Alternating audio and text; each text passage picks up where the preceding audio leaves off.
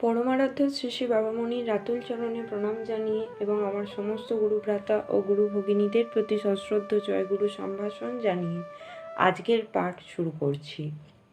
ওম অখণ্ড সংহিতা বা অখণ্ড মণ্ডলেশ্বর শ্রী শ্রী স্বামী স্বরূপানন্দ পরমহংসদেবের উপদেশ বাণী ষষ্ঠ খণ্ড।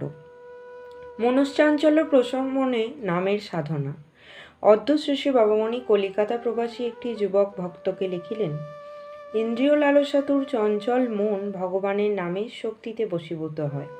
নামের নিবিষ্ট সেবার মধ্য দিয়া মনের কুরুচিসমূহ প্রশমিত হয় এবং ক্ষীণস্রোতা সুরুচিসমূহ প্রবলতর বেগ ও প্রবর্ধিততর আকার প্রাপ্ত হয়। অতএব সর্বতোভাবে নিজের চিত্তকে নামের আশ্রয়ে নিয়া ফেলিয়া দাও।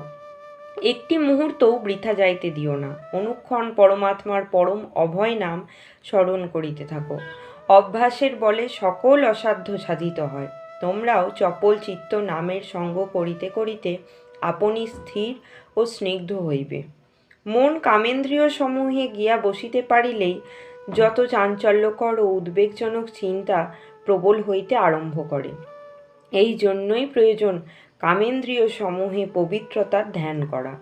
পবিত্রতার ধ্যান করা আর পবিত্রতার আধার কোনো প্রিয় বস্তুর ধ্যান করা প্রায় সমান কথা।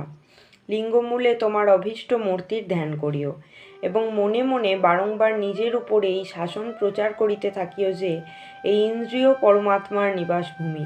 নীচ, ঘৃণ্য, হীন ও অবৈধ সুখ লালসার পরিতৃপ্তির জন্য ইহা নহে। এইরূপ প্রতিদিন প্রতিক্ষণ চিন্তা করিতে করিতে আপনি কাম প্রশমিত হইবে। তোমার জীবনে যে পরমাত্মার পরম মঙ্গলময় মহানামের কৃপাশ্রিত, এই বিশ্বাস হারাইও না বাবা। এ নামে যে বিশ্বাস করিয়াছে তাহার জীবন কিছুতেই ব্যর্থতায় ভাসিয়া যাইতে পারে না, পারে না, পারে না। সাধন করো একাগ্র চিত্তে, একাগ্র মনে, সম্পূর্ণ নির্ভর সহকারে সাধন করো। নামের মহাসমুদ্র মন্থন করিয়া মৃত সঞ্জীবনী সুধা আহরণ করিয়া লও। জয় গুরু।